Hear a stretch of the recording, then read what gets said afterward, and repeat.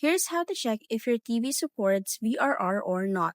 So the first thing that you're going to do is go to the home screen of your television and navigate yourself to the settings option.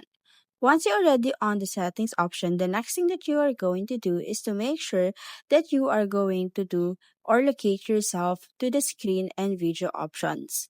Once you see there the screen and video options, what you need to do is to click on that. After clicking on that, you will be redirected on the page where you will see there the video output, screen, BD, and DVD.